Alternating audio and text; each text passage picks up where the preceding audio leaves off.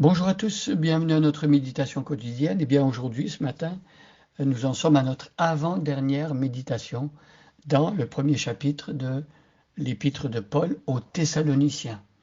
Paul, missionnaire, avait fait un premier voyage missionnaire avec Barnabas, était revenu, il avait expliqué aux chrétiens d'Antioche, à l'église d'Antioche, qu'il avait envoyé tout ce que Dieu avait fait par la main de Barnabas, son collaborateur et lui-même. Il était revenu, il était reparti ensuite pour un deuxième voyage missionnaire avec l'objectif de revisiter les églises qui avaient été implantées et d'en implanter de nouvelles. Et cette fois, il était parti avec Sylvain et Timothée et il était allé du côté de l'Europe. Il avait déjà implanté une première église en Europe, c'est-à-dire à Philippe. Et là, pendant ce voyage, il est retourné euh, et puis il va implanter d'autres églises en Europe. Nous sommes en fait reconnaissants à l'apôtre Paul et à ses équipes missionnaires parce que comme Dieu l'a dirigé pour annoncer l'évangile en Europe, nous-mêmes, aujourd'hui, nous pouvons entendre l'évangile. Et il y a eu plusieurs générations de chrétiens qui ont pu entendre l'évangile parce que Paul a obéi à l'appel de Dieu. Voyez l'impact que l'obéissance à la parole de Dieu et la foi peut avoir même au-delà de la génération prochaine, mais encore pour plusieurs autres générations.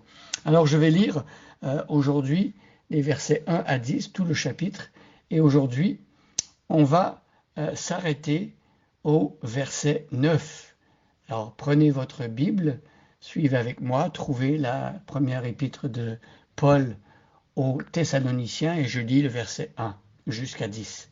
Paul et Sylvain et Timothée, à l'église des Thessaloniciens qui est en Dieu le Père et en Jésus-Christ le Seigneur, que la grâce et la paix vous soient données. Nous rendons continuellement grâce à Dieu pour vous tous, faisant mention de vous dans nos prières, nous rappelant sans cesse l'œuvre de votre foi, le travail de votre charité et la fermeté de votre espérance en notre Seigneur Jésus-Christ devant Dieu notre Père. Nous savons, frères bien-aimés de Dieu, que vous avez été élus, notre évangile ne nous ayant pas été prêché en parole seulement, mais avec puissance, avec l'Esprit Saint et avec une pleine persuasion, car vous n'ignorez pas que nous nous sommes montrés ainsi parmi vous à cause de vous. Et vous-même, vous avez été mes imitateurs et ceux du Seigneur, en recevant la parole au milieu de beaucoup de tribulations, avec la joie du Saint-Esprit, en sorte que vous êtes devenus un modèle pour tous les croyants de la Macédoine et de l'Achaïe. Non seulement en effet la parole du Seigneur a retenti de chez vous dans la Macédoine et dans l'Achaïe, mais votre foi en Dieu s'est fait connaître en tout lieu de telle manière que nous n'avons pas besoin d'en parler.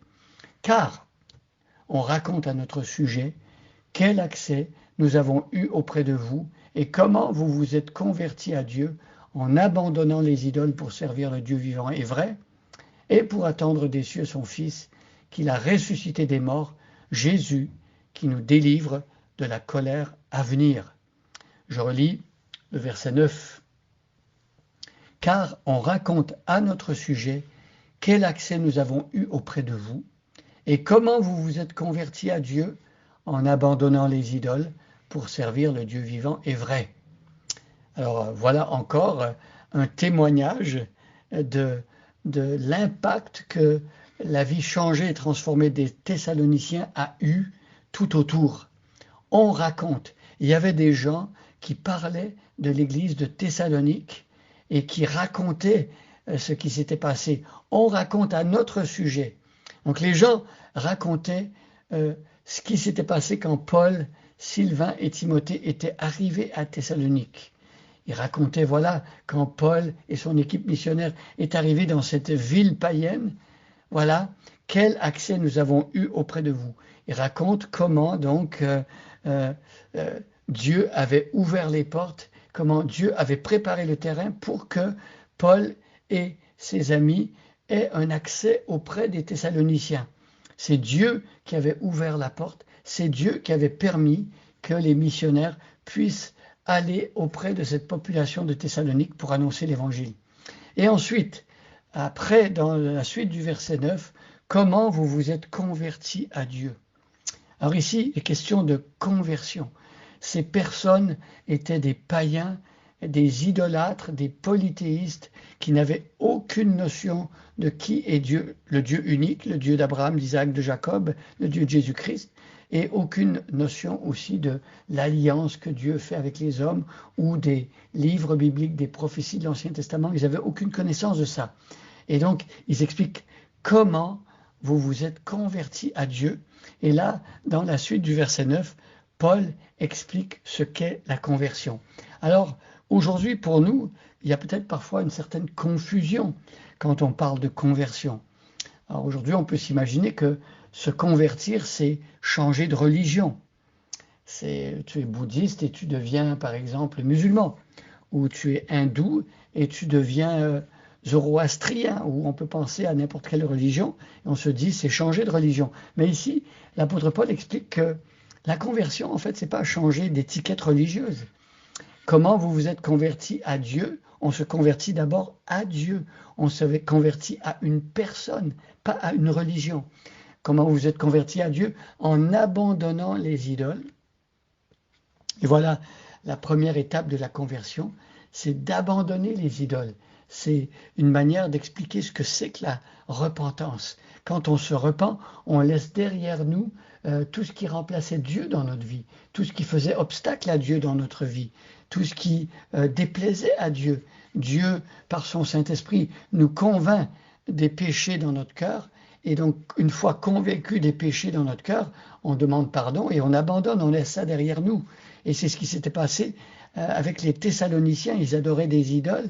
L'évangile leur a été annoncé. Ils ont compris que le seul vrai Dieu, c'est le Dieu d'Israël et que le seul Seigneur, c'est Jésus-Christ. Donc, ils ont laissé derrière eux les idoles, toutes les anciennes pratiques religieuses d'autrefois polythéistes. Ils ont laissé ça derrière eux. Ils se sont repentis. Et donc, ensuite, l'autre partie de la conversion, c'est pour servir le Dieu vivant et vrai.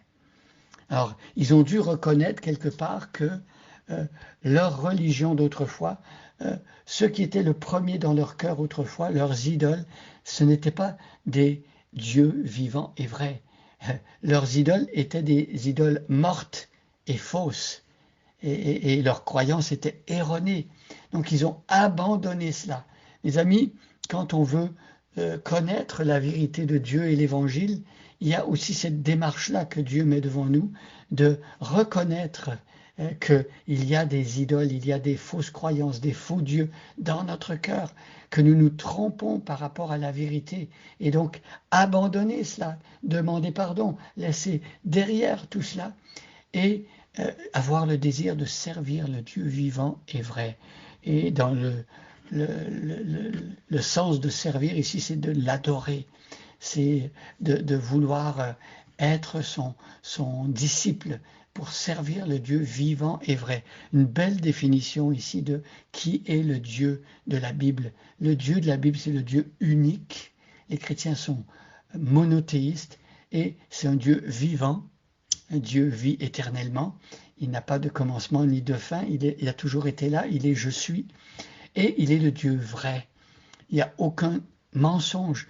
Dieu est lumière. Il n'y a aucune espèce de mensonge en lui. Et donc, ma prière, c'est que dans notre annonce de l'Évangile, nous puissions également parler de manière à ce que les gens se détournent de leurs idoles, qu'ils abandonnent leurs idoles pour servir le Dieu vivant et vrai.